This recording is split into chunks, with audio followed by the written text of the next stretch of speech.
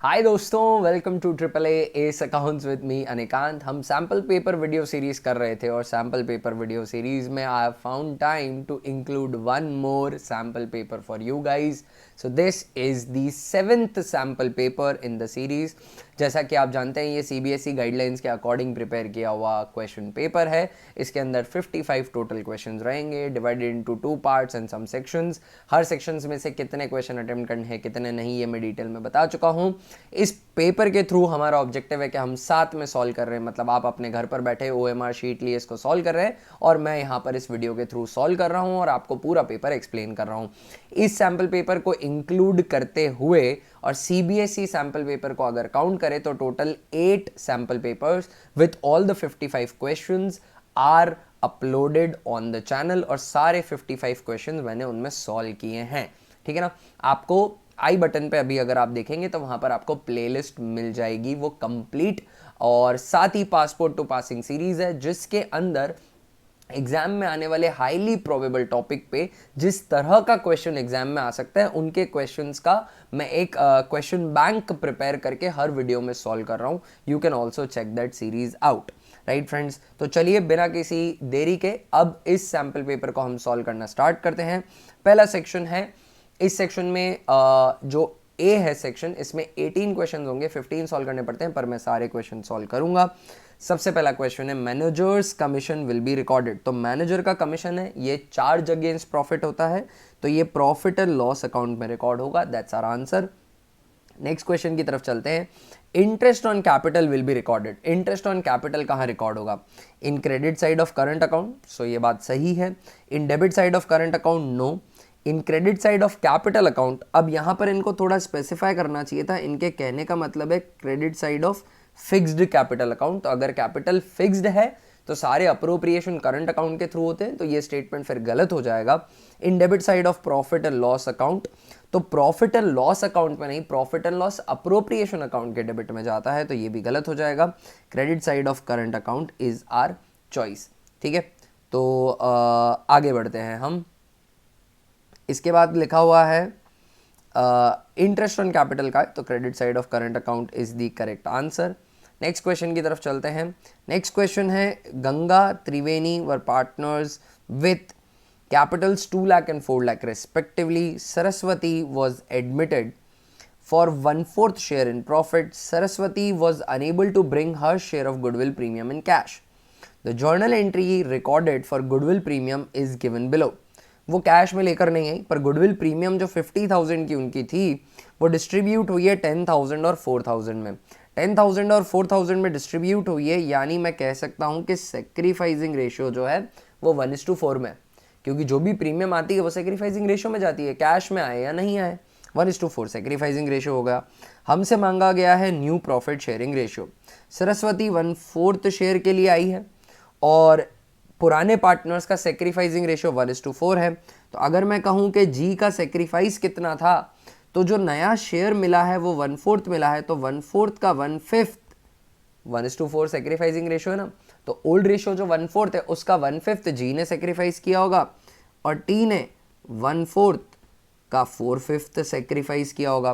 तो जी का सेक्रीफाइस हो जाएगा 1/20 और टी का सेक्रीफाइस हो जाएगा 4/20। ये इनके सेक्रीफाइस हो गए। ओल्ड रेशियो में से सेक्रीफाइस माइनस कर दूंगा तो न्यू प्रॉफिट शेयरिंग रेशियो आ जाएगा, वो मुझसे मांगा गया है। सबसे पहले मैं जी की बात कर लेता हूं। तो जी का जो ओल्ड रेशियो है वो क्वेश्चन में स्पेसिफाई नहीं कर रखा, पार्टनर्स थे, इनकी कैपिटल इतनी थी, नए पार्टनर के लिए unable to bring her new तो ओल्ड रेशियो में अज्यूम करूंगा, अगर कुछ नहीं दे रखा है तो 1:1 होगा। तो जी का न्यू रेशियो निकालने के लिए old ratio minus sacrifice, 1 minus 1/20, that's her sacrifice. LCM 20 का हो जाएगा, but of course 2 10s are 20, 10 minus 1, so 9/20। 9:6:5 should be the correct answer, but फिर भी एक फॉर प्रिकॉशनरी बेसिस के लिए टी का भी कैलकुलेट कर लेता हूँ। 1/2 माइनस 4/20, एलसीएम हो जाएगा 20 का, 10 माइनस 4, 6/20। अब बचे हुए का कुछ इन्फ्लेट वगैरह करने की जरूरत नहीं है, दो के मिल चुके हैं। 9:6:5 is our final answer. Fourth question की तरफ चलते हैं, which of the following is correct. तो इसमें से जो करेक्ट है वही आंसर हमें चुनना है। A company does not have separate legal entity, गलत बात है, company do have a separate legal entity. Company does not have perpetual existence, no, company have perpetual existence. Company has limited liability, that's true, company की liability limited होती है। Each share holder is an agent as well as principal of the company, no, partner is an agent and principal of each other. तो ये statement गलत है। Fifth question कर लेते हैं दोस्तों। फिफ्थ क्वेश्चन है, in case of face value of share is 100 and 90 have been called, अभी 90 मंगाया, and 60 have been paid, the liability of share holder holding this shares will be limited to. तो अभी फिलहाल पेएबल अमाउंट जो है 30 arrear चल रहा है, बट 40 उनकी लाइबिलिटी है, वो उनको पे करनी पड़ेगी, बचा हुआ amount unpaid on share is the maximum liability of share holder. What is the amount unpaid on share? 60 have been paid, 40 is yet to be paid, तो 40 की लाइबिलिटी रहेगी आपकी। 30 का एरियर चल रहा है, वो अलग सिचुएशन है। क्वेश्चन नंबर 6 करते हैं। A company has issued 10,000 8% preference shares. Preference shareholders are entitled to receive from the company profit, no. Interest, no. Dividend in case of profit. Dividend in case of loss also, no. Dividend only preference share will get. Dividend in case of profits. Losses है तो dividend नहीं मिलेगा। अगर cumulative preference shares है, अगर हैं, तो जितना भी dividend है वो इकट्ठा होकर अगले साल मिल जाएगा, अगर किसी साल नहीं पे कर पाते हैं तो। नेक्स्ट क्वेश्चन की तरफ चलते हैं। Question number 7, A, B and C are equal partners. They decided to change the profit sharing ratio to 4:3:2। For this purpose goodwill of the firm was valued at 4,50,000। The journal entry for the treatment of change in profit sharing ratio will be. Goodwill बता रखी है, gaining और sacrificing partner पता करेंगे हम। Gaining to sacrificing journal entry pass की जाएगी। अगर इसमें कोई और आइटम होता जिसका इंपैक्ट नहीं शो करना पड़ता तो भी गेनिंग टू सेक्रीफाइसिंग एंट्री डलती, डिपेंडिंग अपॉन के नेट इफेक्ट पॉजिटिव है या नेगेटिव। अगर रिजर्व हैं, अक्यूमुलेटेड प्रॉफिट्स है, तो उनके लिए गेनिंग टू सेक्रीफाइसिंग डल जाएगी। अगर कुछ अक्यूमुलेटेड लॉसेज हैं, रीवैल्यूएशन का लॉस है और हम उसको ऑल्टर नहीं करना चाहते तो एंट्री सेक्रीफाइसिंग टू गेनिंग डल जाएगी। इस तरह का question I am expecting in your CBSE paper, तो उससे related passport to passing video series में एक वीडियो मैंने बना रखा है, डू चेक दैट आउट। तो अभी हम ओल्ड रेशो मतलब new ratio minus old ratio करके गेनिंग और सेक्रीफाइसिंग पार्टनर पता कर लेते हैं। 4:3:2, 4 + 3 7 + 2 9, 4/9 माइनस 1/3 ओल्ड रेशियो दे रखा है मुझे। LCM यहाँ पर 9 का हो जाएगा। 4 - 3 3 × 9 3 1 × 3 1/9 पॉजिटिव आ रहा है। बात करता हूँ B की, तो B का पहले जो शेयर था वो था 1/, न्यू जो है वो है 3/9, पहले था 1/3, दैट्स 3/9 इज 1/3 ओनली, तो ये नील आएगा। तो ऑफकोर्स जो तीसरे पार्टनर है वो 1/9 से गेनिंग हो जाएंगे। जो गुडविल है वो 4,50,000 की है। 4,50,000 की गुडविल पे अगर 1/9 लगाऊं तो 450 डिवाइड बाय 9, 5 9 = 45, तो 50,000 आता है। एंट्री डलेगी गेनिंग टू सेक्रीफाइसिंग। ए जो है वो गेनिंग आ रहा है क्योंकि उसका पॉजिटिव रिजल्ट है, और जो सी है वो सेक्रीफाइसिंग आ रहा है क्योंकि उनका नेगेटिव आएगा, क्योंकि ए ने गेन किया और बी ने ना गेन किया ना सेक्रीफाइस, तो ए ने गेन कहाँ से किया होगा? सी के सेक्रीफाइस से ही किया होगा। तो गेनिंग टू सेक्रीफाइसिंग एंट्री डलेगी, ए टू सी एंट्री डलेगी, और amount of entry would be 50,000। So यहाँ पे डी ऑप्शन हो जाता है मेरा choice of answer, as simple as that, gaining to sacrificing. आगे बढ़ते हैं, क्वेश्चन नंबर 8 करते हैं दोस्तों। अब A and B are partners, net divisible profit दे रखा है, डिविजिबल, सारे अप्रोप्रिएशंस करने के बाद वाला प्रॉफिट है ये नेट प्रॉफिट नहीं है जो सबसे ऊपर आता है बाय P&L। ये 2 पार्टनर्स कैपिटल वाला प्रॉफिट दे रखा है 2,50,000 का। और फिर हमें क्या रखा है, इंटरेस्ट ऑन ड्रॉइंग 4,000 है, ए की सैलरी है 4,000 पर क्वार्टर, बी की सैलरी है 40,000 पर एनम। हमसे नेट प्रॉफिट मांगा है जो ऊपर आना चाहिए, by net profit, by profit and loss account, वो मिसिंग है यहाँ पर, right. So by profit and loss, I don't know what that amount is. Bye interest on drawing question में बता रखा है 4,000 का है। टू सैलरी की बात करूं तो ए की सैलरी हो जाएगी 4,000 पर क्वार्टर, तो ये 16,000 हो जाएगी एनुअली। बी की सैलरी ऑलरेडी दे रखी है 40,000 पर एनम है, टोटल सैलरी 56,000 की हो जाएगी। करेक्ट है। और डिविजिबल प्रॉफिट जो है वो मुझे बता रखा है, डिविजिबल प्रॉफिट 2,50,000 का है। अब इसको सॉल्व करना है, बस हमें आंसर पता चल जाएगा। 2,50,000 प्लस 56,000, 3,06,000 आ जाता है डेबिट साइड का total.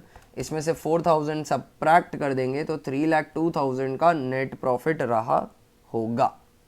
And that's our final answer, that is it, right friends. आगे बढ़ते हैं हम, है ना, अगले क्वेश्चंस की तरफ। Next question, question number 9, if nothing is stated in partnership deed, interest on drawing will be charged, no. Interest on drawing, no. No interest will be charged on drawings, that's correct. अगर partnership deed में कुछ भी नहीं लिखा है तो interest on drawing charge नहीं होता।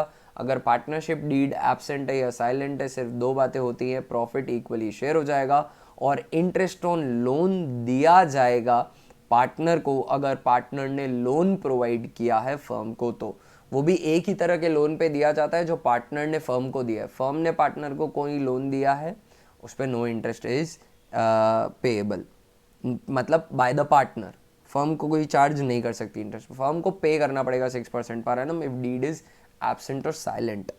आगे बढ़ते हैं क्वेश्चन नंबर 10 की तरफ। क्वेश्चन नंबर 10 क्या बोलता है, A and B are partners, 3:2 का प्रॉफिट शेयरिंग रेशियो है, 6 लाख और 4 लाख की कैपिटल है, they are entitled to interest on capital at the rate 10% per annum and A is also entitled to rent of 10,000 per month for use of his property by the firm.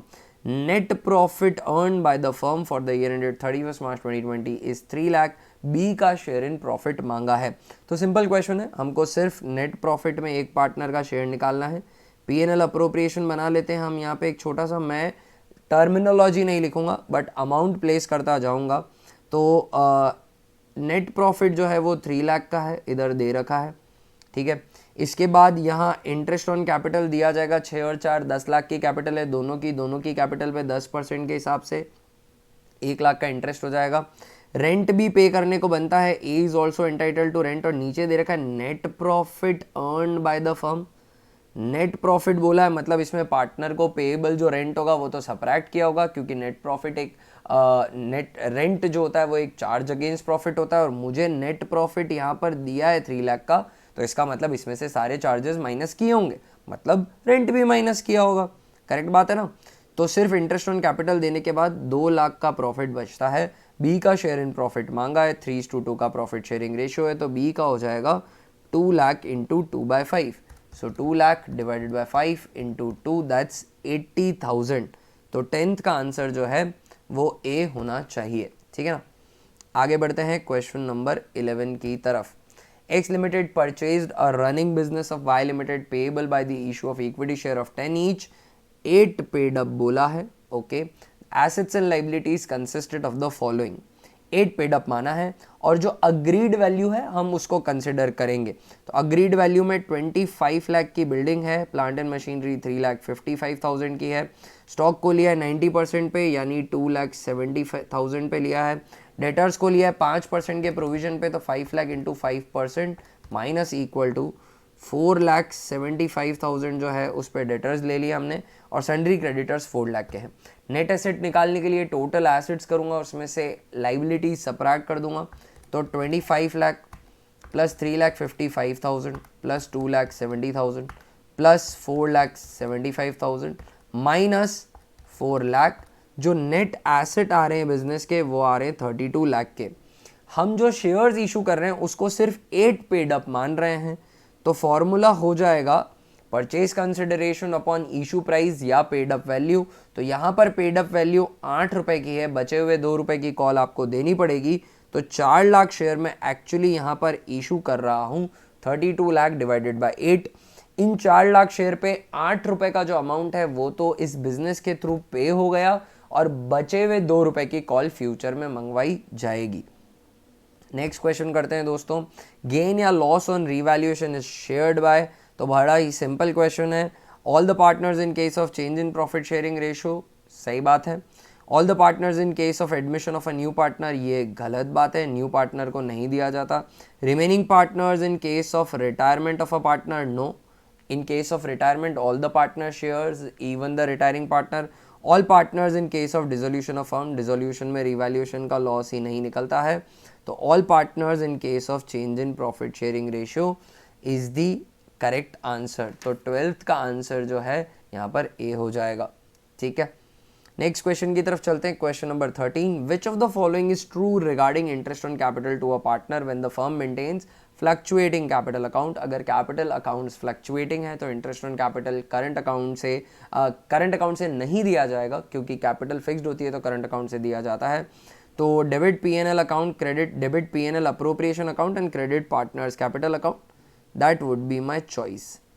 Answer हो जाएगा यहाँ पर सी. 13 का answer जो है सी हो जाएगा and 13 का answer C is correct. 14th question करते हैं दोस्तों. X Limited offered 1 lakh equity share of 10 each. Of these, 99,500 shares were subscribed. The amount was payable 5 on application, 3 on allotment and balance on first call. Kishan, holding 3,000 shares and Geeta holding 2,000 shares have defaulted on the first call.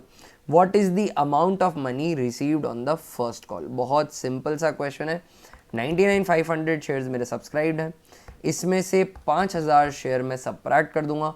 94,500 shares पर मुझे final call receive होगी. Final call का अगर मैं amount की बात करूं तो 5 एप्लीकेशन पे है, 3 अलॉटमेंट पे है और बैलेंस फर्स्ट कॉल पे है. ये फाइनल कॉल ही होगी. तो 5 + 3 8 हो गए, 10 रुपये हैं तो 2 रुपये की फाइनल कॉल होगी. 94,500 शेयर्स पे 2 रुपये के हिसाब से मुझे रिसीव हो जाएगा. What is the amount, what is the money received on first call? तो 99,500 माइनस 5,000 शेयर्स एंड 94,500 शेयर्स पे 2 रुपये पर शेयर के हिसाब से 1,89,000 शेयर्स रिसीव हो जाएंगे. जो शेयर्स पे एरियर था उनको मैंने सपरेट कर दिया, जिन पर पैसा रिसीव नहीं हुआ, बचे हुए पे पैसा रिसीव हुआ. तो number of paying shares multiplied by portion of that level that is call. तो answer 99,500 minus 5,000 into 2 rupees of the first call. So 1,89,000 is the correct answer. Next question की तरफ चलते हैं. Pick the odd one out from the following. Interest allowed on a loan taken by the firm from a partner. It will be provided even if the deed is silent. Rent due to a partner of the firm for using his premises. ये loss के case में भी दिया जाएगा. First वाला भी loss के case में दिया जाएगा क्योंकि वो चार्ज अगेंस्ट प्रॉफिट है, ये भी चार्ज अगेंस्ट प्रॉफिट है. Salary due to manager of the firm, this is also charge against profit. Transfer to general reserve, ये अप्रोप्रिएशन है. तो ये जो है ये हमारा इसमें चॉइस हो जाएगा क्योंकि बाकी सब चार्ज अगेंस्ट प्रॉफिट है, ये इकलौता अप्रोप्रिएशन ऑफ प्रॉफिट है. Net asset minus capital reserve is, तो नेट एसेट वो वैल्यू होती है जो बिजनेस की बनती है. अगर इसमें से कैपिटल रिजर्व सबट्रैक्ट कर दिया जाएगा तो परचेज कंसिडरेशन आएगा, और अगर परचेज कंसिडरेशन नेट एसेट से ज़्यादा है तो नेट एसेट में गुडविल ऐड किया जाएगा तो परचेज कंसिडरेशन आएगा. आंसर यहाँ पे परचेज कंसिडरेशन बनेगा. लॉजिक समझ लीजिएगा या इसको लर्न कर लीजिएगा. लॉजिक ये है कि नेट एसेट बिजनेस की वर्थ होती है. अब नेट एसेट के ऊपर अगर परचेज कंसिडरेशन है तो गुडविल आ जाएगी, और नेट एसेट के नीचे अगर परचेज कंसिडरेशन है तो कैपिटल रिजर्व आ जाएगा. तो नेट एसेट में से अगर कैपिटल रिजर्व माइनस करोगे तो परचेज कंसिडरेशन आएगी, और नेट एसेट में अगर आप गुडविल ऐड करोगे तो भी परचेज कंसिडरेशन आ जाएगी. नेक्स्ट क्वेश्चन करते हैं दोस्तों. Question number 17. क्वेश्चन नंबर 17 है, x limited issued a prospectus inviting applications for 40,000 shares. Application were received for 50,000 shares. Over subscription हो गया है. Application for 2,000 shares were rejected and pro rata allotment was made to the remaining applicants.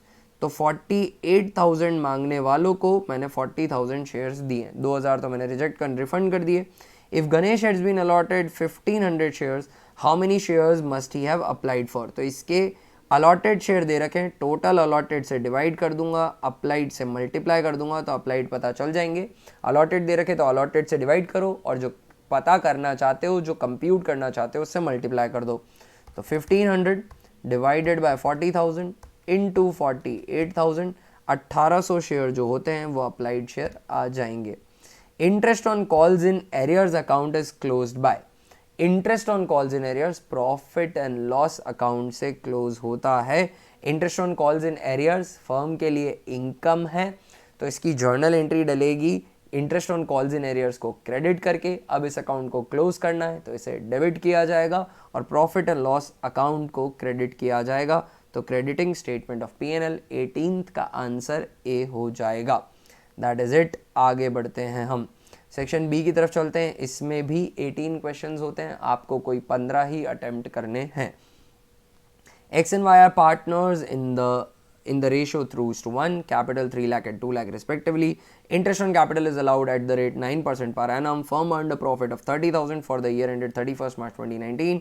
Interest on capital will be 3 + 2 5 lakh. 5 lakh पे अगर 9% का interest देना हो तो total interest 45,000 का होता है, पर प्रॉफिट तो यहाँ पे सिर्फ 30,000 का है, तो इनसफिशियंसी ऑफ प्रॉफिट हो गई। इन case of insufficiency of profit, this profit would be distributed in the appropriation ratio.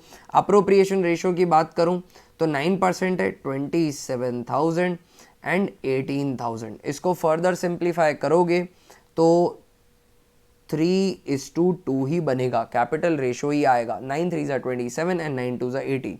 3:2 के रेशियो में ये 30,000 का प्रॉफिट बांट दिया जाएगा। जब भी इनसफिशियंसी ऑफ प्रॉफिट होती है तो प्रॉफिट्स को अप्रोप्रिएशन रेशियो में बांट दिया जाता है। हाईली एंटिसिपेट करता हूं इस तरह के क्वेश्चन को मैं आपके बोर्ड के पेपर में। तो 30,000 डिवाइडेड बाय 5 इंटू 3, तो 18,000 एंड 12,000 में प्रॉफिट डिस्ट्रीब्यूट हो जाएगा। सी ऑप्शन हमारा यहाँ पे चॉइस ऑफ आंसर रहेगा। क्वेश्चन नंबर 20 करते हैं दोस्तों। ए और बी पार्टनर है, सी को एडमिट किया 1/5 शेयर ऑफ प्रॉफिट के लिए। C brings 1,50,000 as this share of capital. The value of total assets of the firm is 550, outside liability 70 की है। सी का हिडन गुडविल कितना रहेगा?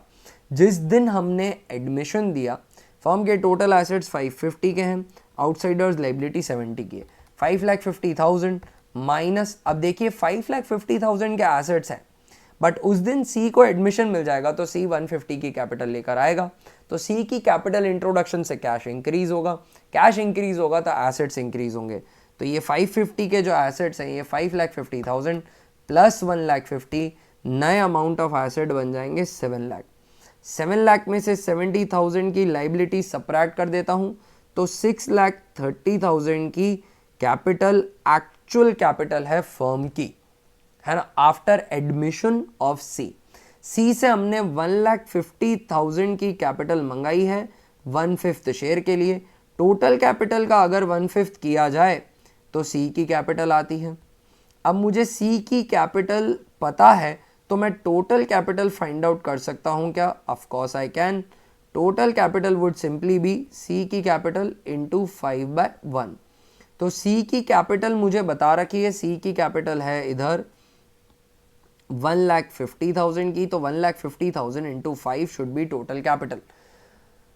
1,50,000 इंटू 5 तो टोटल कैपिटल आ जाती है 7,50,000 की। 7,50,000 की टोटल कैपिटल है जो प्रोपोर्शनेटली होनी चाहिए।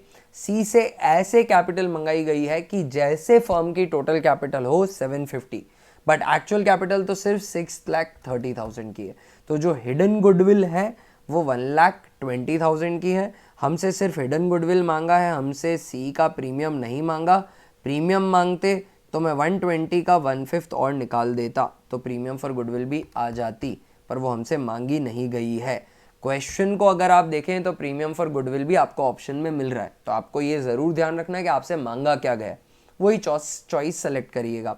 क्वेश्चन नंबर 21 करते हैं दोस्तों। Question number 21, a company issued 20,000 equity share of 10 each at par payable as under। Application पे 3 रुपये, अलॉटमेंट पे 2 रुपये, फर्स्ट कॉल पे 4 रुपये, फाइनल कॉल पे 1 रुपया।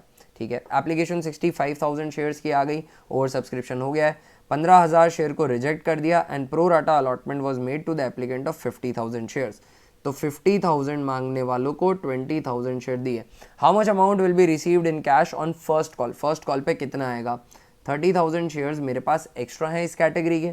ठीक है, ये 30,000 शेयर पर ये 30,000 एक्स्ट्रा शेयर पे 3 रुपये एप्लीकेशन पे एक्स्ट्रा है। 30,000 इंटू 3, 90,000 रुपये मेरे पास एक्स्ट्रा है। अलॉटमेंट पे मुझे कितना रिक्वायर्ड है? अलॉटमेंट पे मुझे रिक्वायर्ड है, मेरे जो शेयर्स मैंने एक्चुअली इशू किए हैं वो 20 किए, तो 20,000 शेयर पे 4 रुपये मुझे देने हैं। कहाँ पे? अलॉटमेंट पर। एक्चुअली अलॉटमेंट 2 रुपये का ही है ना, 2 रुपये अलॉटमेंट पे देने, तो 40,000 रुपये अलॉटमेंट पे काम में आ जाएंगे, पर अभी भी 50,000 रुपये बच रहे हैं, अभी भी 50,000 रुपये बच रहे हैं।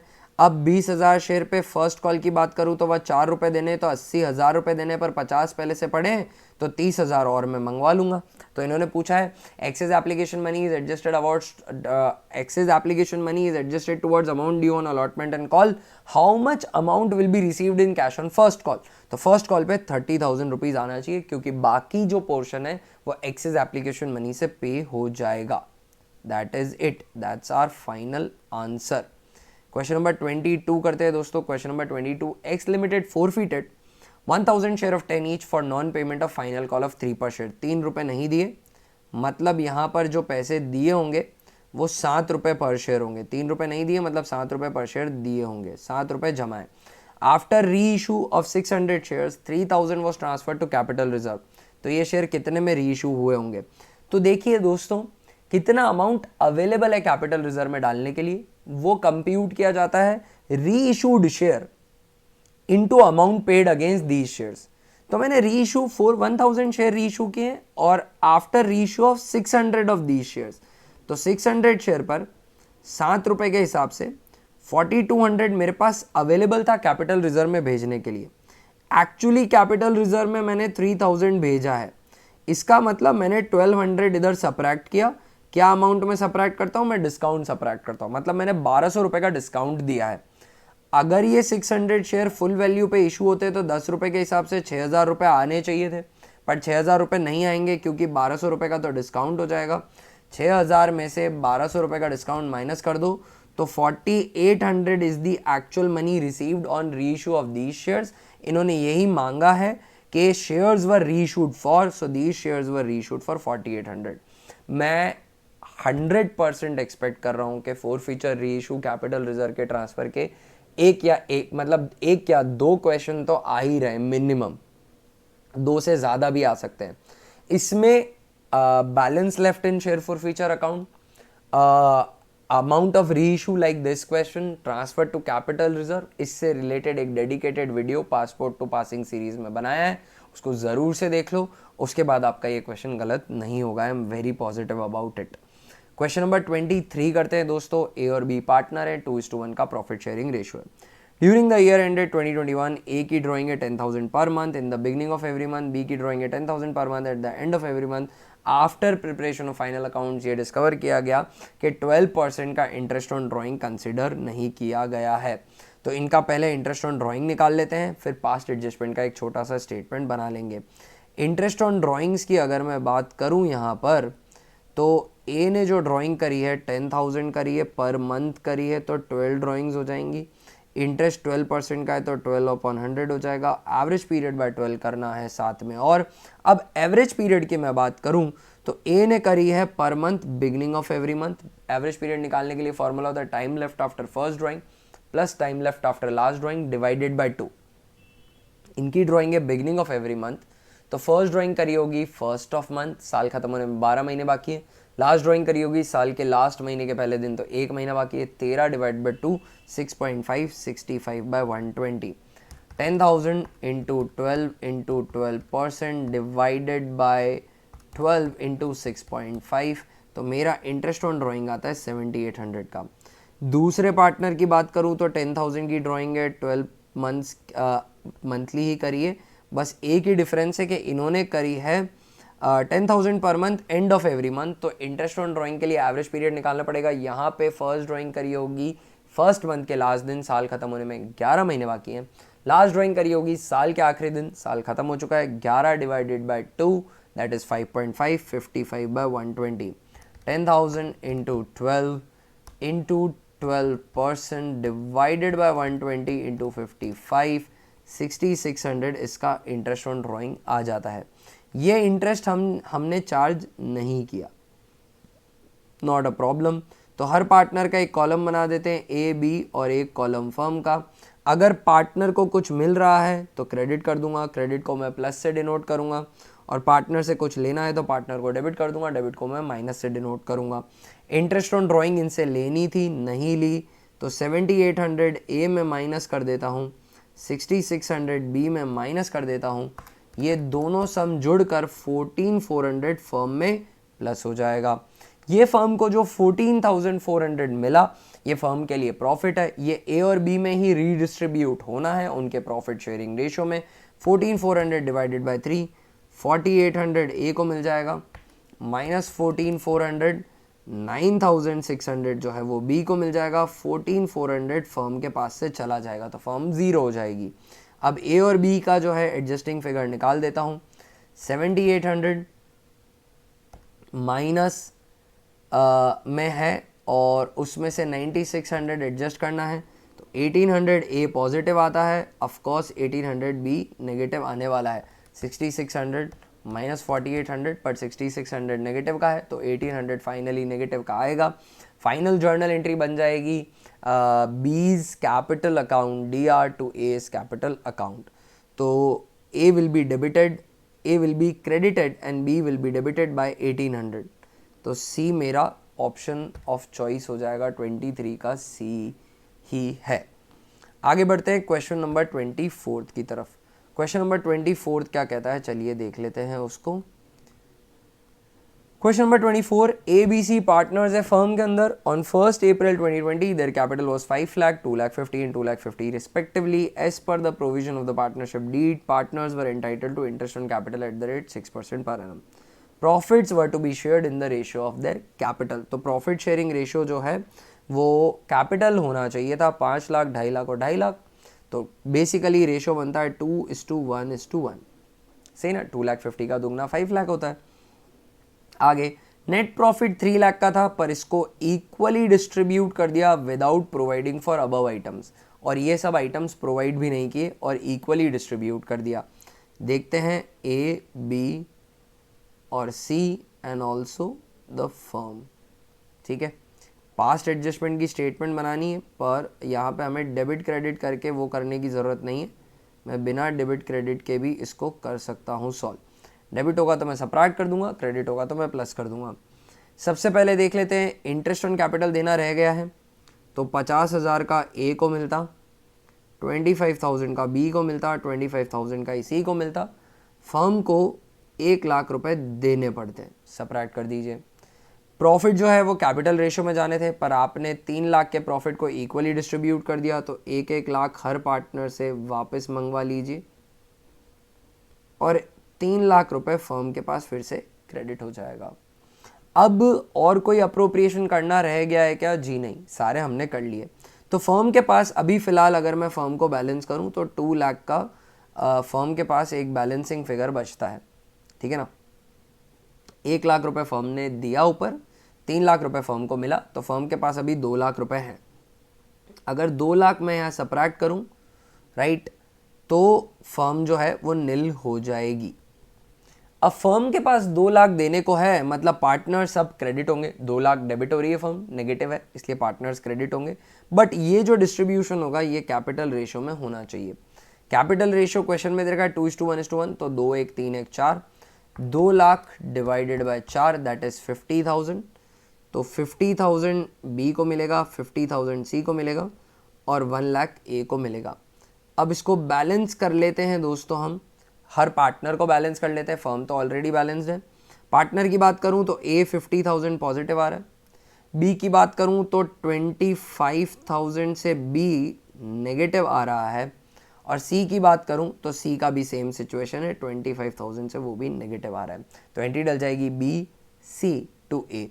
ए क्रेडिट हो जाएगा 50,000 रुपीज़ से और बी और सी डेबिट हो जाएंगे 25,000 से। क्वेश्चन में कैपिटल स्पेसिफाइड नहीं है तो फाइनल आंसर कैपिटल अकाउंट से हो जाएगा, और अगर कैपिटल फिक्स्ड होती तो फाइनल आंसर करंट अकाउंट से होता। इस बात का स्पेशली ध्यान रखिएगा आप लोग।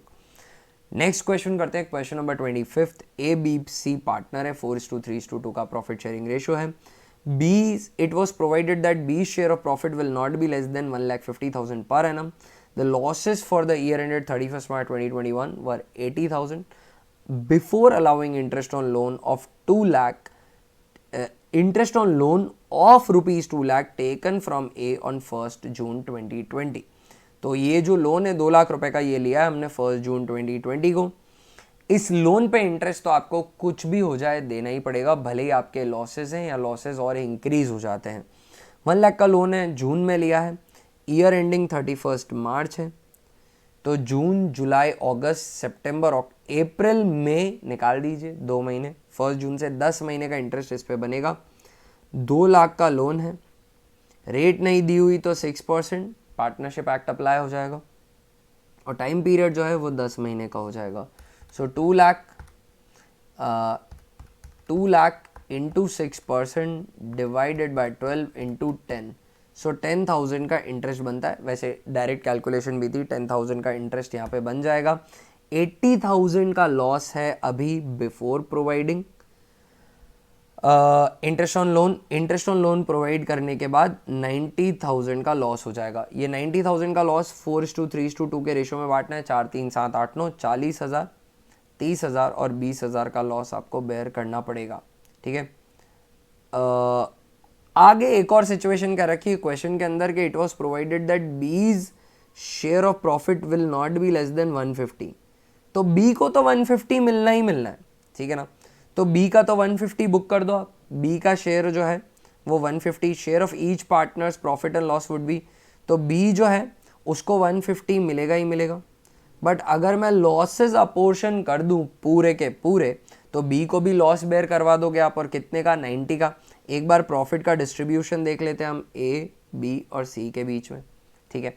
अभी लॉस कितने का है, 90 का है। 90 का लॉस अगर आप डिस्ट्रीब्यूट करो तो 40,000 ए को मिलेगा, ठीक है ना, 30,000 बी को मिलेगा, और 20,000 4:3:2 का रेशियो है ना, तो 40 30 और 20 ये डिस्ट्रीब्यूशन हो गया। बट फाइनली अगर मैं बात करूं तो बी जो है वो 1,50,000 के पॉजिटिव पे होना चाहिए, पर आपने अभी उसको लॉस बेयर करा दिया 30,000 का। तो 1,50,000 में से 30,000 अगर सब्ट्रैक्ट करूं तो 1,50,000 का आपने लॉस बेयर करवा दिया। तो अब आपको बी को 1,80,000 रुपीज देने पड़ेंगे, तब जाके वो 150 के पॉजिटिव पे आएगा। करेक्ट बात है। अब बी को 180 देने हैं, तो ये 180 कौन देगा, it was provided that B share of profit will not be less than 150, तो ये प्रॉफिट ए और सी को ही देना है। किस रेशो में, उनके प्रॉफिट शेयरिंग रेशो में, दैट इज 4:2। इसको सिंप्लीफाई करूं तो 2:1, तो 180 जो है वो ए और बी के बीच में डिस्ट्रीब्यूट हो जाएगा। 180 डिवाइड बाय 3 इंटू 2, तो 1,20,000 से ए का लॉस और बढ़ गया, और 60,000 से बी का लॉस जो है वो और बढ़ गया। तो अब अगर आप नए लॉसेस की बात करें तो ए का लॉस हो जाता है 1,60,000, बी का प्रॉफिट हो जाता है 150 का या 180 का कह लीजिए आप, क्योंकि 30 का लॉस बेयर करवाया है, और सी का जो लॉस है वो हो जाता है 80,000 का। ठीक है, प्रॉफिट डिस्ट्रीब्यूशन की अगर कोई मुझसे बात करे तो मैं कहूँगा 160, 150 and 80, that's my answer. 25th का आंसर जो है वो है सी। 25th का आंसर एक बार चेक कर लेता हूँ मैं, 25th का आंसर सी ही है। So that's an interesting question जहाँ पे लॉस भी है फर्म को और गारंटी भी कही हुई है। Very nice question this was. ठीक है, चलिए दोस्तों आगे बढ़ते हैं। अब हम आगे बढ़ते हैं towards question number 26। On 1st April 2021 partners capital account showed a balance of 7 lakh while the general reserve amounted to 1 lakh. If normal rate of return is 15%, goodwill of the firm is valued at 1,60,000 at 4 years purchase of super profit. 4 years purchase of super profit है, तो super profit into number of year purchase करते हैं तो goodwill आती है। Super profit मुझे नहीं बता रखा, नंबर ऑफ ईयर परचेज 4 दे रखा है, गुडविल दे रखी है 1,60,000 की, तो ऑफकोर्स सुपर प्रॉफिट जो होगा वो 40,000 का हो जाएगा। तो अभी इससे हमको पता चल गया कि सुपर प्रॉफिट जो है वो 40,000 का है। आगे हमसे क्या मांगा है, हमसे एवरेज प्रॉफिट मांगा है। एवरेज प्रॉफिट में से नॉर्मल प्रॉफिट अगर सब्ट्रैक्ट करते हैं तो सुपर प्रॉफिट आता है। सुपर प्रॉफिट 40,000 का है। नॉर्मल प्रॉफिट अगर कोई मुझसे पूछे तो बहुत आसान है, 7 लाख का कैपिटल अकाउंट का बैलेंस है, 1 लाख का जनरल रिजर्व है, तो 8 लाख का capital employed, 8 lakh into normal rate of return that is 15%, तो 1,20,000 के नॉर्मल प्रॉफिट हो गए। अब यहाँ से एवरेज प्रॉफिट निकालना है, तो average profit would be equal to 1,60,000। Simple सी बात है। ठीक है, तो 26 का आंसर जो है वो सी हो जाएगा। दोस्तों क्वेश्चन नंबर 27 कर लेते हैं अब हम। क्वेश्चन नंबर 27 में x limited invited applications for issuing 1,60,000 share of 10 each. Okay, amount ऐसे 3 रुपये एप्लीकेशन पे, 4 रुपये अलॉटमेंट पे और लास्ट कॉल है 3 रुपये की। एप्लीकेशन 2,40,000 शेयर की आ गई, 160 मंगाई थी, 240 आ गई तो ओवर सब्सक्रिप्शन है। प्रोराटा अलॉटमेंट कर दिया सभी को, यानी 2,40,000 मांगने पर 1,60,000 शेयर अलॉट किए हैं। ओके, सारी call, all calls were duly made and received except allotment and first and final call. ना तो अलॉटमेंट मिला, फर्स्ट एंड फाइनल कॉल मिला आदित्य का, जिनको 800 शेयर अलॉट हुए, ये इसके अलॉटेड शेयर है। तो इनके अप्लाइड शेयर सबसे पहले निकालने पड़ेंगे क्योंकि ओवर सब्सक्रिप्शन है। अगर 800 शेयर इनको अलॉट हुए हैं तो 800 डिवाइडेड बाय, देखिए सिंपल सा फंडा है, अलॉटेड शेयर दे रखे हैं तो अलॉटेड से डिवाइड कर दूंगा, 800 डिवाइडेड बाय 1,60,000 इंटू 2,40,000, ताकि अप्लाइड शेयर पता चल जाए। तो 800 डिवाइडेड बाय 1,60,000 इंटू 2,40,000, इन्होंने 1,200 शेयर्स के लिए अप्लाई किया होगा। 1,200 शेयर्स के लिए अप्लाई किया और एप्लीकेशन के बाद कुछ भी नहीं दिया, तो कितना अमाउंट मैं फोरफीट कर सकता हूँ? जो अमाउंट पेड है। क्या अमाउंट पेड है? एप्लीकेशन पेड है। एप्लीकेशन पे कितना पेड है? 3 रुपये पर शेयर, तो 1,200 इंटू 3, 3,600 अमाउंट मैं फोरफीट कर सकता हूँ। अगर इसमें कुछ प्रीमियम पे होती तो वो माइनस कर देता, क्वेश्चन में ही प्रीमियम नहीं। 3,600 मेरा फाइनल आंसर हो गया, एज सिंपल एज दैट। चलिए दोस्तों क्वेश्चन नंबर 28 कर लेते हैं। Good luck limited invited applications for issuing 80,000 share of 10 each at a premium of 5 per share. Amount was payable as follows. Application पे 5 रुपये इंक्लूडिंग 3 प्रीमियम, तो एप्लीकेशन बेसिकली हो गया 2 + 3 दैट इज 5। अलॉटमेंट की बात करूँ तो 7 इंक्लूडिंग 2 प्रीमियम, तो ये हो जाएगा 5 + 2 दैट इज 7। और फर्स्ट एंड फाइनल कॉल तो 3 रुपये की है ही। Application were received for 1 lakh shares and pro rata allotment was made to all applicants, यानी 1 लाख मांगने पर आपको 80,000 शेयर इशू हुए। All calls were made and duly received except allotment and first and final call from Vidya who was allotted 3,200 share. इसको 3,200 share allot हुए, तो 3,200 divided by 80,000 into 1 lakh करूंगा तो इसके अप्लाइड शेयर आएंगे। 3,200 डिवाइडेड बाई 80,000 इंटू 1 लाख, 4,000 इनके applied share आते हैं। इन्होंने 4,000 शेयर के लिए अप्लाई किया और एप्लीकेशन के बाद कुछ भी नहीं दिया, तो कितना पैसा दिया इन्होंने? 4,000 शेयर पे एप्लीकेशन पर शेयर दी होगी 5 रुपए पर। सर इसमें प्रीमियम भी इंक्लूडेड है, मैं बिल्कुल जानता हूँ। ये अमाउंट पे किया, 4,000 शेयर पे 5 रुपए के हिसाब से 20,000 रुपए दिए, बट मैं वही अमाउंट पे फोरफीट कर सकता हूं जो अमाउंट पेड अगेंस्ट कैपिटल हो। इसमें कुछ प्रीमियम भी तो है, वो प्रीमियम का अमाउंट मुझे इधर सब्ट्रैक्ट करना पड़ेगा। कितना प्रीमियम पेड है? तो देखो 3,200 शेयर अलॉट हुए 3,200 शेयर्स पर। एप्लीकेशन पे कितनी प्रीमियम है? 3 रुपए की प्रीमियम है। 3,200 इंटू 3, 9,600 रुपीज़ की मनी पेड अगेंस्ट प्रीमियम मेरे को सब्ट्रैक्ट करनी पड़ेगी। वो मैं फोरफीट नहीं कर सकता हूँ, बचा हुआ मैं फोरफीट कर सकता हूँ। तो 10,400 रुपये मैं फोरफीट कर लूँगा। ये मेरा आंसर हो गया। ऐसा ही क्वेश्चन मैंने पासपोर्ट टू पासिंग सीरीज के अंदर फोरफीचर, रीशोर, कैपिटल रिजर्व में भी दिया है। ओवर सब्सक्रिप्शन हो तो amount forfeited is sum paid, but sum paid against capital only. Any amount paid for premium should be subtracted. That amount cannot be forfeited. Amount once paid for security premium can only be used for purpose mentioned under section 52 subsection 2. वो amount forfeit नहीं हो सकता है। दोस्तों question number 29 कर लेते हैं अब हम। ए, बी और सी पार्टनर है, 2:2:1 का प्रॉफिट शेयरिंग रेशियो है। फ्यूचर प्रॉफिट ये शेयर कर रहे हैं 7:5:3 में। बैलेंस शीट के अंदर वर्कमैन कंपनसेशन रिजर्व है 60,000 का और एडवर्टीजमेंट सस्पेंस है 90,000 का। एडवर्टीजमेंट सस्पेंस नेगेटिव बैलेंस रखता है, डेबिट बैलेंस रखता है, और वर्कमैन कंपनसेशन रिजर्व का पॉजिटिव बैलेंस है। तो नेट इफेक्ट जो देना है मुझे 30,000 का देना है, पर वो नेगेटिव है, डेबिट बैलेंस है। इन एडजस्टिंग एंट्री, क्वेश्चन थोड़ा सा एम्बिगुअस है, क्लियर नहीं है। एडजस्टिंग एंट्री से इनका मतलब है कि इनको अनऑल्टर करने की बात नहीं कर रहा, क्योंकि अनऑल्टर करने की बात करें ना तो सभी पार्टनर सेम ट्रीटमेंट नहीं लेंगे। पर ऑप्शन देखिए, ए के अंदर ए और सी दोनों डेबिट हो रहे हैं, तो क्रेडिट क्या हो रहा है? तो ऐसी सिचुएशन में ये ऐसा कहना चाह रहे हैं कि पार्टनर्स कैपिटल पे अल्टीमेट इम्पैक्ट क्या आ जाएगा सारे एडजस्टमेंट्स के बाद। तो 30,000 का नेगेटिव बैलेंस है, डिस्ट्रीब्यूट हो जाएगा ये ओल्ड प्रॉफिट शेयरिंग रेशियो में 2:2:1 में। तो 2 + 2 4 + 1 5, 30,000 divided by 5 that is 5 6 30, 12 12 and 6 से सारे पार्टनर डेबिट हो जाएंगे और नेट इफेक्ट क्रेडिट हो जाएगा। पार्टनर्स बेसिकली डेबिट होंगे, है ना। तो यहाँ पर सी ऑप्शन करेक्ट चॉइस हो जाएगी। क्वेश्चन नंबर 30 कर लेते हैं। क्वेश्चन नंबर 30, ए और बी पार्टनर है, प्रॉफिट शेयरिंग रेशियो है 11:4 का। C was admitted, A surrendered 1/11 of his share and B surrendered 1/5 of his share in favour of C. C brings 16,500 as a share of goodwill. Amount of goodwill premium credited to A will be. A को कितना credit होगा, तो A surrenders 1/11 of his share. A के sacrifice की बात करूं तो 11/15 उनका ओल्ड प्रॉफिट शेयरिंग रेशियो था। इसका 1/11 इन्होंने सेक्रीफाइस किया, तो मतलब बेसिकली इनका सेक्रीफाइस हो गया 1/15। सी ला रहा है 16,500 का वो गुडविल लेकर आ रहा है, ठीक है ना। ये सेक्रीफाइसिंग रेशियो में डिस्ट्रीब्यूट हो जाएगी। मैं बी का भी सेक्रीफाइस निकाल देता हूँ, 4/15 इंटू 1/4 बी का सेक्रीफाइस है। 4 से 4 सपरेट कर लो तो 1/15 बी का सेक्रीफाइस हो गया। सेक्रीफाइसिंग रेशियो कोई पूछे तो 1:1 हो गया। 16,500 की ये आ रही है, 16,500 डिवाइड बाय 2, 8250 मिल जाएगा ए को भी और सेम अमाउंट बी को भी मिलेगा।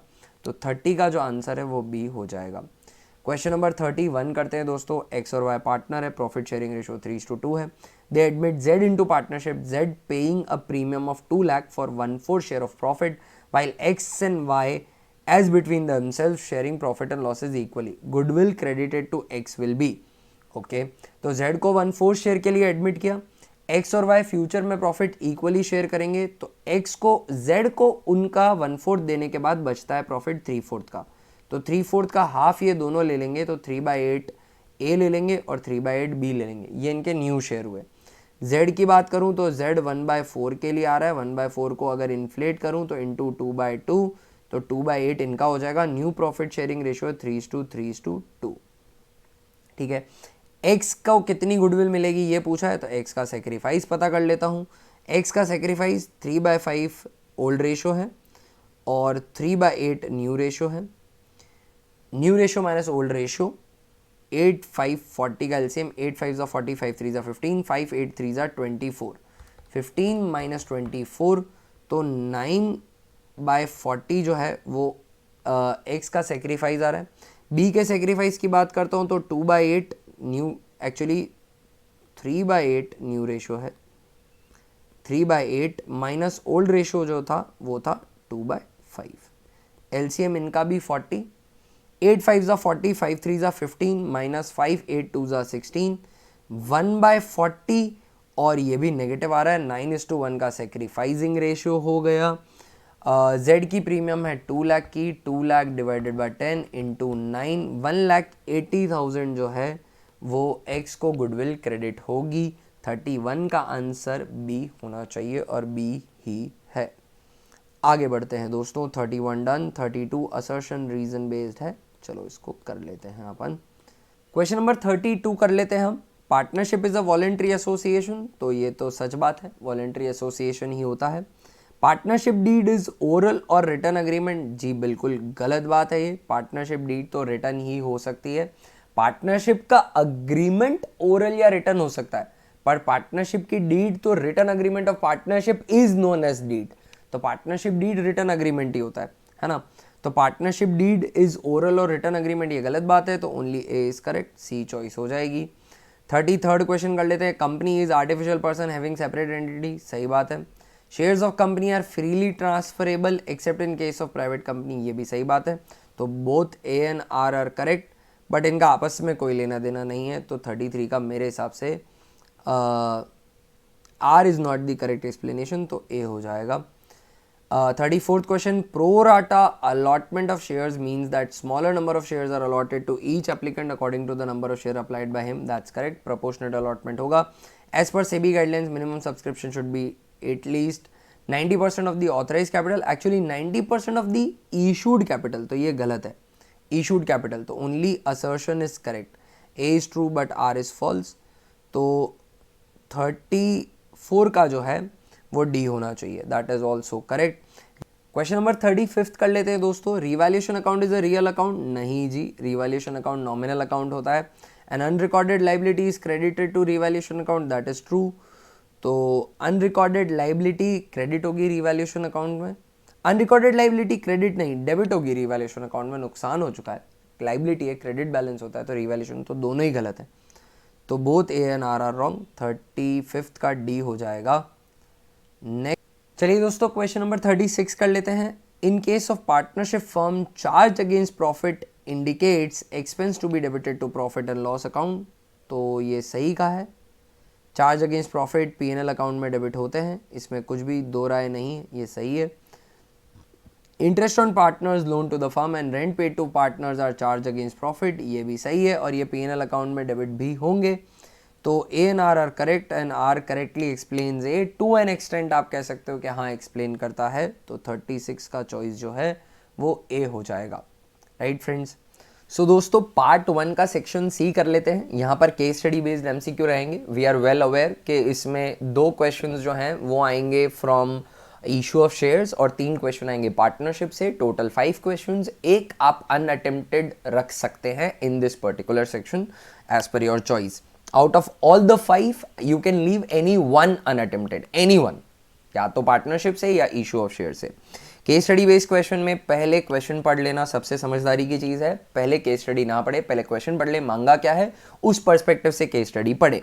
तो फर्स्ट क्वेश्चन में मांगा है कि कितने equity share, how many equity shares were offered to the public, that is the first question.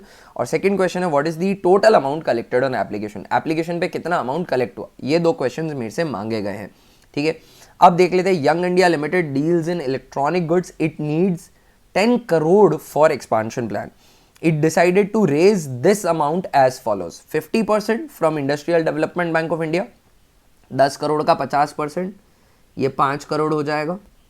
इसके बाद 40% of the remaining amount from axis bank, तो रिमेनिंग अमाउंट 5 करोड़ है, 5 करोड़ का 40% दैट इज 2 करोड़। तो ये जो बचे हुए 2 करोड़ है वो रिमेनिंग अमाउंट का 40%, टोटल का 40% नहीं, रिमेनिंग अमाउंट का 40%, 2 करोड़। तो 5 के बाद 6 और 7 करोड़ अभी रेज हो चुके हैं। कितने बच रहे हैं? 3 करोड़ बच रहे हैं। Remaining amount by issue of equity shares of 10 each, it decided to issue equity share at 20% premium, 20% की प्रीमियम पे इशू करना डिसाइड किया है। 20% की अगर प्रीमियम में मानूं तो 2 रुपए की प्रीमियम हुई, मतलब इशू प्राइस जो है यहाँ पे 12 रुपए की है। टू रिकॉल, हमें इसी केस स्टडी के अंदर फर्स्ट क्वेश्चन में पूछा गया था कि कितने इक्विटी शेयर्स इशू करने पड़ेंगे। तो दोस्तों मुझे 3 करोड़ रुपए चाहिए और 1 शेयर अगर मैं इशू करूंगा तो मुझे 12 रुपए मिल जाएंगे, करेक्ट बात है ना। तो 3 crore divided by 12, number of equity share आ जाएंगे, डिवाइडेड बाय 12, तो नंबर ऑफ इक्विटी शेयर आ जाते हैं 25 लाख। That's my answer. आगे लिखा है what is the total amount collected on application, नीचे लिखा है इसके बाद आगे पढ़ते हैं केस स्टडी को। The prospectus was issued to public, क्योंकि मुझे 25 लाख शेयर चाहिए थे तो मैंने इशू किया, इशू लाया। The issue was over subscribed by 5 lakh shares, 5 lakh share से ओवर सब्सक्राइब हो गया, मतलब 25 + 5 25 + 5 30 लाख एप्लीकेशन मुझे रिसीव हो गई, ठीक है। और क्वेश्चन में लिखा है answer the following question considering entire amount was payable on application, पूरा पैसा एप्लीकेशन पे ही दे देना है, ये अज्यूम करना है। तो 25 + 5 30 लाख रुपए होते हैं, 30 लाख शेयर पर पूरा पैसा एप्लीकेशन पे आ जाएगा, मतलब 12 रुपए आ जाएगा। तो 3 करोड़ 60 लाख रुपए जो है वो अमाउंट रिसीव्ड ऑन एप्लीकेशन होगा। सिंपली ये क्वेश्चन सॉल्व हो गया। आगे बढ़ते हैं। इसके बाद हमसे पूछा है केस बेस्ड एमसीक्यू पार्टनरशिप का, पहले मैं नीचे जाके पढ़ूंगा remuneration to manager will be, manager को कितना रेम्यूनरेशन मिलेगा। उसके बाद मैं पढ़ूंगा interest on capital allowed to partners, तो interest on capital allowed to partners, ऊपर अगर केस स्टडी में कहीं इंटरेस्ट ऑन कैपिटल की रेट नहीं दे रखी है और डीड एब्सेंट है, साइलेंट है, तो इंटरेस्ट ऑन कैपिटल तो मिलेगा ही नहीं। तो ये जो पर्टिकुलर क्वेश्चन है ये तो ना बिना केस स्टडी पढ़े ही आंसर हो जाता है। No interest will be allowed, Shreyas share of profit will be. इसके लिए अब मैं वापस केस स्टडी पढ़ने जाता हूं। 1 जनवरी 2021 जनवरी में ही बिजनेस स्टार्ट हुआ है। Ravi, Mohan and Shreya entered into partnership, fixed capital 3 lakh 2 lakh 1 lakh respectively. The partnership deed provided for following. Salary देनी है रवि को 20,000 पर मंथ, ठीक है, 20,000 पर मंथ के हिसाब से सैलरी देनी है, तो रवि की सैलरी हो जाएगी, सिर्फ 3 महीने की सैलरी मिलेगी, जनवरी, फरवरी एंड मार्च, तो 60,000 की रवि की सैलरी होगी. Rent to partner, rent charge against profit होता है. Rent to Mohan for the use of his property for the business purpose 5,000 per month, 3 महीने का 15,000 का इनका रेंट हो जाएगा. Manager is to be allowed a commission of 10% of the profit of the firm. Profit of the firm मतलब firm का profit यानी net profit. Profit for the year ended 31 March before providing for the above adjustment. ऊपर वाला कोई भी adjustment provide नहीं किया, वो है 345 का, तो इसको मैं नेट प्रॉफिट नहीं बोल सकता क्योंकि इसमें एक चार्ज सब्ट्रैक्ट करना बाकी है. कौन सा चार्ज? ये रेंट, ये तो चार्ज अगेंस्ट प्रॉफिट है ना. तो 3,45,000 माइनस 15,000, अब आता है 3,30,000 का वो प्रॉफिट जो नेट प्रॉफिट है. इस नेट प्रॉफिट पे मैनेजर को कमीशन देना है 10% का, तो 33,000 मैनेजर का कमीशन हो गया, ठीक है. अब इसके बाद नीचे एक क्वेश्चन है कि श्रेया का शेयर इन प्रॉफिट कितना होगा, तो श्रेया का शेयर इन प्रॉफिट निकालना कोई मुश्किल बात नहीं है. देखो 3,45,000 का प्रॉफिट था, इसमें से 15,000 रुपए का रेंट माइनस किया, 330 आया. 330 में से मैनेजर का 33,000 का कमीशन माइनस किया, 297 आया. 297 में से 60,000 का सैलरी भी माइनस करना है क्योंकि अब तो डिविजिबल प्रॉफिट है ना जो बटेगा, तो अप्रोप्रिएशन भी माइनस करना है. 2,37,000 का डिविजिबल प्रॉफिट आता है. 2,37,000 को डिस्ट्रीब्यूट कर देंगे पार्टनर्स के बीच में. प्रॉफिट शेयरिंग रेशियो बता नहीं रखा, तो equally that means 1/3 divided by 3. Shreya का शेयर इन प्रॉफिट आ जाता है 79,000. That's our answer. पार्ट 2 की तरफ चलते हैं, एनालिसिस ऑफ फाइनेंशियल स्टेटमेंट. यहाँ पे 2 सेक्शन रहेंगे, दोनों ही सेक्शन में रेशियो और जो 2 थ्योरी चैप्टर हैं हमारा फाइनेंशियल स्टेटमेंट्स, उनसे ही क्वेश्चन आते हैं. चलिए इसको सॉल्व करते हैं. यहाँ पर operating ratio is cost of revenue from operation plus indirect operating expenses divided by net revenue from operation. Straight forward question, C choice इसमें हो जाएगी, है ना. C is the correct answer. आगे बढ़ते हैं दोस्तों. Match the following. Interest coverage ratio जो होता है, interest coverage ratio solvency ratio होता है. प्रोप्राइटरी रेशियो सॉल्वेंसी रेशियो होता है. प्रोप्राइटरी रेशियो भी सॉल्वेंसी रेशियो ही है, proprietors fund upon total assets. Working capital turnover ratio है, एक्टिविटी बेस्ड रेशियो है, परफॉर्मेंस रेशियो है, एफिशिएंसी रेशियो है, तो इसका सी हो जाएगा. BBC आंसर है, तो बी चॉइस हो जाएगी 43 का बी, एंड दैट्स करेक्ट. आगे बढ़ते हैं. Proposed dividend for the current year is, proposed dividend contingent liability होता है. अगर आप ओल्ड टेक्स्ट बुक रेफर कर रहे होंगे तो उसमें प्रीवियस दे रखा होगा, वो सही नहीं है. पहले ये शॉर्ट टर्म प्रोविजन में आता था, अभी नहीं आता है. तो proposed dividend for the current year is short term is contingent liability. Done. Commitment के अंदर एक चीज आती है, आप इस बात का याद रखिएगा. कमिटमेंट के अंदर दोस्तों आता है अगर अनकॉल्ड मनी है ऑन सम सब्सक्राइब्ड शेयर, तो वो कमिटमेंट में जाता है. Present notes to the account में ही होगा, बैलेंस शीट के अंदर नहीं होगा. A transaction involving decrease in debt equity ratio and increase in current ratio. Debt equity ratio का फॉर्मूला होता है long term debt upon share holders fund, और करंट रेशियो का फॉर्मूला होता है current assets upon current liabilities. Let's take one of them as benchmark. अगर वो condition fulfil होगी तो मैं दूसरी चेक करूंगा, नहीं तो मैं दूसरी कंडीशन चेक ही नहीं करूंगा. ठीक बात है ना. देखो, issue of debentures against purchase of fixed assets, है ना, और मुझे डेट इक्विटी रेशियो डिक्रीज करना है. मैंने डिबेंचर्स इशू किए तो मेरा लॉन्ग टर्म डेट बढ़ जाएगा, है ना. शेयर होल्डर फंड में कोई चेंज नहीं आएगा और वहीं मेरे टोटल एसेट्स बढ़ जाएंगे. तो इस रेशियो की वजह से डेट इक्विटी रेशियो जो है वो इंक्रीज हो रहा है, तो ये ऑप्शन तो डिस्कार्ड हो जाता है. ये ऑप्शन है ही नहीं मेरा, क्योंकि मुझे डेट इक्विटी रेशियो डिक्रीज करना है. आगे देखिएगा, redemption of preference shares for cash. अगर प्रेफरेंस शेयर्स को रिडीम किया तो प्रेफरेंस शेयर्स रिडीम वाले साल में तो करंट लायबिलिटी होंगे.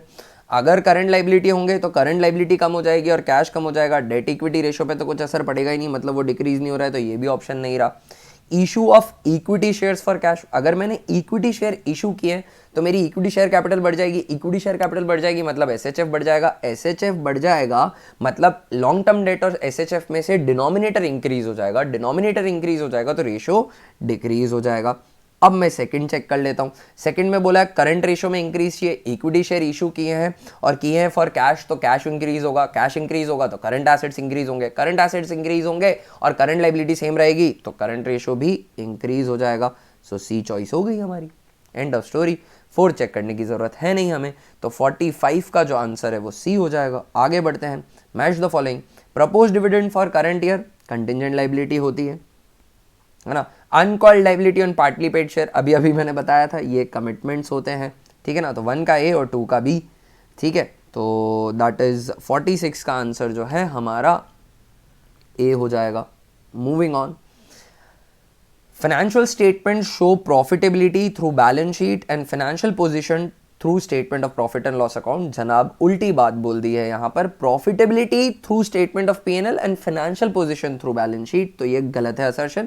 Financial statements are recorded facts and they are prepared according to certain accounting conventions, ये सच कहा है, तो only R is true, तो डी ऑप्शन यहाँ पे होना चाहिए 47 का डी, दैट्स करेक्ट। आगे बढ़ते हैं। If current ratio is 1.2:1, payment of trade creditors improves the current ratio, वैसे भी इंप्रूव होगा, सिर्फ 1:1 में नो चेंज रहता है, 1.2 है। कुछ भी इमेजिनरी फिगर ले लो, 1,20,000 के मैं अज्यूम कर लेता हूँ कि मेरे करंट एसेट्स हैं और 1 लाख की मेरी करंट लाइबिलिटीज है। पेमेंट ऑफ क्रेडिटर्स मान लीजिए 70,000 का किया, तो 1,20,000 माइनस 70,000, 50,000 के मेरे हो गए अब क्या करंट एसेट्स और 30,000 के बचे हैं मेरे current liabilities. 50,000 divided by 30,000 that's 1.66, 1.22 से बढ़ गया, तो ये सही बात है। रीजन में दिया हुआ है if quick ratio is 0.8:1, purchase of goods on credit will reduce this ratio. Goods को क्रेडिट पे खरीदा तो न्यूमरेटर में क्विक एसेट्स है, क्विक एसेट्स के अंदर तो इन्वेंट्री इंक्लूड होती नहीं है, तो उस पर तो कोई चेंज नहीं आएगा। बट करंट लाइबिलिटीज में लाइबिलिटीज बढ़ जाएंगी तो रेशियो रिड्यूस होने वाला है, ये भी सच बात है। असर्शन और रीजन दोनों सही हैं, बट दोनों का आपस में कुछ लेना देना नहीं है, ठीक है ना। तो यहाँ पर A and R are correct but R is not the correct reason, तो बी चॉइस होनी चाहिए मेरे हिसाब से। 48 का बी ही है। 49 क्वेश्चन की तरफ चलते हैं दोस्तों। इन्वेंट्री एक्सक्लूडिंग लूज टूल्स, तो अच्छी बात है, लूज टूल्स इंक्लूडेड होना भी नहीं चाहिए। Trade receivables 1,10,000, trade payables 180, prepaid expenses 40, ये करंट एसेट होता है। गुडविल 45, ये नॉन करंट इंटेंजिबल एसेट होता है। Current ratio will be very simple, 3 lakh की इन्वेंट्री प्लस 1,10,000 के ट्रेड रिसीवेबल्स प्लस 40 के हो जाएंगे मेरे प्रीपेड एक्सपेंसेस, ये सारे करंट एसेट्स हो गए। करंट एसेट्स की टोटल आ रही है 4,50,000 divided by current liabilities. Current liabilities के अंदर सिर्फ ट्रेड पेबल्स है मेरे पास 1,80,000 के, 4,50,000 divided by 1,80,000, 2.5:1, B is the answer. तो 49 का बी हो जाएगा। आगे बढ़ते हैं। Calculate fixed assets from the following. Share capital 7 lakh, reserve and surplus 3 lakh, current assets 150, proprietary ratio 0.8:1, ठीक है। शेयर कैपिटल दे रखा है, रिजर्व एंड सरप्लस दे रखा है, इनको जोड़ूंगा तो प्रोप्राइटर्स फंड आ जाएगा। प्रोप्राइटर्स फंड 10 लाख रुपीस का आ रहा है।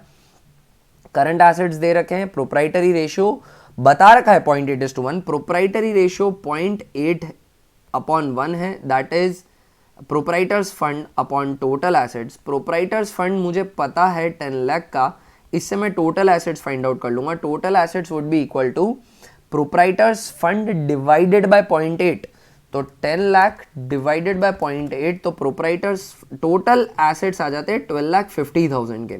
हमसे फिक्स्ड एसेट मांगा है, करंट दे रखे, टोटल में से करंट माइनस कर दो 150, तो 11 लाख रुपीस के जो होंगे वो फिक्स्ड एसेट्स होंगे, सही है ना। तो क्वेश्चन नंबर 50 का आंसर बी हो जाएगा। क्वेश्चन नंबर 51 की तरफ चलते हैं। Revenue from operation 8 lakh, inventory turnover ratio 5 का दे रखा है, ग्रॉस प्रॉफिट है 25%। ग्रॉस प्रॉफिट 25% है, 25% अगर कुछ नहीं कह रखा तो सेल्स का होगा। सेल्स 8 लाख की है, 8 लाख का 25% मतलब आधे का आधा, यानी 2 लाख का ग्रॉस प्रॉफिट हुआ। 8 लाख की सेल्स में से 2 लाख का ग्रॉस प्रॉफिट निकाल दो तो 6 लाख का cost of revenue from operation हो गया। इन्वेंट्री टर्नओवर रेशियो 5 टाइम दे रखा है, फॉर्मूला होता है इसका कोरो अपॉन एवरेज इन्वेंट्री। कोरो 6 लाख रुपए का है, एवरेज इन्वेंट्री मेरे को नहीं पता, is equal to inventory turnover ratio which is 5, तो एवरेज इन्वेंट्री यहां से निकल जाएगी 6 lakh divided by 5, that's 1,20,000। Now I can say opening inventory plus closing inventory divided by 2 is average inventory. Now I can say opening plus closing is equal to 2,40,000. मैंने नीचे वाले 2 को उधर ले जाकर मल्टीप्लाई कर दिया. क्वेश्चन में कह रखा है closing inventory is 20,000 more than the opening inventory. तो ओपनिंग इन्वेंट्री को x माना तो क्लोजिंग x प्लस 20,000 आ गया which is equal to 2,40,000. Now 2x is equal to 2,20,000. So x would be equal to 1,10,000. आप याद रखिएगा कि ओपनिंग इन्वेंट्री को हमने x अज्यूम किया, इन्होंने मांगी ओपनिंग इन्वेंट्री है तो ओपनिंग इन्वेंट्री, इन्होंने कह रखा है closing inventory is 20,000 more than the opening. Opening को मैंने x माना है ना, ओपनिंग को मैंने x माना तो x 1,10,000 आनी चाहिए. 1,10,000 तो ऑप्शन में ही नहीं है. 51 का आंसर C 130 है. Find out, actually closing inventory मांगा है, फाइंड आउट क्लोजिंग इन्वेंट्री है ना, क्लोजिंग इन्वेंट्री मांगा है. ओपनिंग इन्वेंट्री मेरी 110 है, क्लोजिंग इससे 20 ज़्यादा है तो 130 की क्लोजिंग हो जाएगी. That's our answer. ठीक है ना, थोड़ी सी कैलकुलेशन करनी पड़ती है दोस्तों, पर इनके आंसर्स आप स्टेप बाय स्टेप चलते रहें, जो जो पता है उस इंफॉर्मेशन को अप्लाई करें, अपने आप आपको आंसर मिल जाएगा. क्वेश्चन नंबर 52, ऑपरेटिंग रेशियो मांगा है. ऑपरेटिंग रेशियो का फॉर्मूला होता है कोरो plus indirect operating expenses upon net revenue from operations into 100 to make it into percentage. Revenue from operation, net revenue from operation directly दे रखा है, कंफ्यूज होने की जरूरत नहीं है. Net revenue from operation 20 lakh है, मतलब डिनोमिनेटर तो 20 लाख का मिल गया पहले से, इंटू 100. अब मेरे को न्यूमरेटर में चाहिए कोरो. कोरो निकालने के लिए मुझे रेवेन्यू फ्रॉम ऑपरेशन दे रखा है, ग्रॉस प्रॉफिट दे रखा है. रेवेन्यू फ्रॉम ऑपरेशन में से ये 6 लाख का ग्रॉस प्रॉफिट माइनस करूंगा तो 14 लाख का कोरो आ जाएगा. 14 लाख का कोरो मैंने लिख दिया. इनडायरेक्ट ऑपरेटिंग एक्सपेंसेस की बात करूं तो office expenses and selling expenses operating होते हैं, लॉस बाय फायर ऑपरेटिंग नहीं होता. ऑपरेटिंग एक्सपेंसेस वो हैं जो ऑपरेशंस में लगते हैं, रेकरिंग है, बिजनेस के नॉर्मल पार्ट एंड पार्सल का हिस्सा होते हैं, ये नहीं होते. लॉस बाय फायर हर साल होने नहीं वाला है, और ये मैंने इंकर इसलिए नहीं किया ताकि मैं ऑपरेशंस कंडक्ट कर सकूं, ये तो मिस फॉर्चून है. ठीक है ना. तो ऑफिस एक्सपेंसेस और सेलिंग एक्सपेंसेस मिलाओ तो 3 लाख रुपए का ये ऑपरेटिंग एक्सपेंसेस होते हैं. इनको भी ऐड कर दीजिए. 17 लाख डिवाइडेड बाय 20 इंटू 100 तो 85% का ऑपरेटिंग रेशियो आ रहा है, 85% का. एंड 52 का आंसर बी ही है. नेक्स्ट क्वेश्चन की तरफ चलते हैं दोस्तों जल्दी से. Question number 53. तो क्वेश्चन नंबर 53 कर लेते हैं दोस्तों. डेट इक्विटी रेशियो हमसे मांगा है. डेट इक्विटी रेशियो का फॉर्मूला होता है long term debt upon share holders fund. Long term debt की बात करें तो long term borrowings plus long term provision आ जाएगा इसमें, और एसएचएफ का फॉर्मूला हो जाएगा equity share capital preference share capital plus reserve and surplus. Share holders fund directly ही दे रखा है 12 लाख रुपीज़ का थर्ड पॉइंट पे, तो इसको सीधा पुटअप कर देता हूँ. अब लॉन्ग टर्म डेट की बात करूं तो लॉन्ग टर्म बोरिंग 18 लाख, ये ऐड हो जाएगा. बैंक ओडी करंट लाइबिलिटी होती है, ये ऐड नहीं होगा, एंड दैट इज इट. तो 18 लाख न्यूमरेटर में लिख देंगे. इस क्वेश्चन में एक कंफ्यूज करने के लिए ट्रैप ये क्रिएट किया है कि वो एक्सपेक्ट करे कि शेयर होल्डर्स फंड दे रखा है और वो सोच रहे कि बच्चा इसको शेयर कैपिटल समझ के जनरल रिजर्व सिक्योरिटी प्रीमियम भी ऐड कर जाएगा. जल्दबाजी में ऐसी गलतियां हो जाती हैं दोस्तों, please do not make such mistakes, ध्यान रखिएगा. तो 1.5:1 एग्जाम में नर्व्स की वजह से है ना, उस समय एग्जाम के माहौल से आप ओवरवेल्म हो जाते हो ना, मोर लाइकली देन ऑफन मुश्किल क्वेश्चन आपको नहीं फंसाएंगे. ऐसी बच्चों जैसी गलतियां, ऐसी छोटी छोटी गलतियों में आप फंस जाएंगे. शांत दिमाग से पेपर को अटेम्प्ट करिएगा. क्वेश्चन नंबर 54 कर लेते हैं दोस्तों. Current ratio of the company is 2.4:1. Current liability is 2 lakh. Subsequently it sold goods costing 1 lakh at a profit of 40%, half of which was on credit. Current ratio will B. बातें ज्यादा करेंगे पर question में इतना दम है नहीं. करंट रेशियो दे रखा है 2.4:1. मैं इमेजिन कर लेता हूँ. अच्छा, और करंट लाइबिलिटी 2 लाख की बताई रखी है, तो current assets upon current liabilities is equal to 2.4/1. Current assets मुझे नहीं पता, पर करंट लाइबिलिटीज 2 लाख की मेंशन है, इज इक्वल टू 2.4/1. तो current asset would be simply 2 lakh into 2.4. Current assets आ जाएंगे 4,80,000 के. ठीक है ना, करंट एसेट्स हो गए 4,80,000 के. आगे क्या कहे, subsequently it sold goods costing 1 lakh at a profit of 40%. 1 lakh के गुड्स बेचे हैं 40% के प्रॉफिट पे, half of which was on credit, इसमें से आधा क्रेडिट पे. ठीक है, तो अगर मैंने गुड्स बेचे हैं तो 4,80,000 का जो मेरा करंट एसेट है उसमें से 1 लाख सब्ट्रैक्ट हो जाएगा क्योंकि मेरे गुड्स चले गए. अब ये 40% के प्रॉफिट पे बिके, मतलब 1 लाख का 40%, 1 लाख 40 हो गया। 1 लाख 40 में से आधा क्रेडिट पे है, मतलब 70,000 कैश में आ गया और बचा हुआ 70,000 डेटर्स में ऐड कर दीजिए। प्रॉब्लम क्या है उसमें? और करंट लाइबिलिटीज में कोई चेंज नहीं रहेगा, वो 2 लाख की 2 लाख ही रहेंगी। इन्होंने पूछा है नया करंट रेशियो क्या होगा, तो करंट रेशियो में हम क्लियरली समझ रहे हैं कि 1 लाख सब्ट्रैक्ट हो रहा है, 140 ऐड हो रहा है, मतलब 40,000 से करंट एसेट्स बढ़ रहे हैं। तो 480 के जो अभी करंट एसेट्स है इसमें 40 बढ़ जाएगा तो वो 5,20,000 के हो जाएंगे। करंट लाइबिलिटी जो 2 लाख की है वो 2 लाख की रहेगी, डिवाइडेड बाय 2 लाख, तो आंसर आ जाएगा 2.6। तो 54 का आंसर जो है वो है सी, 2.6:1।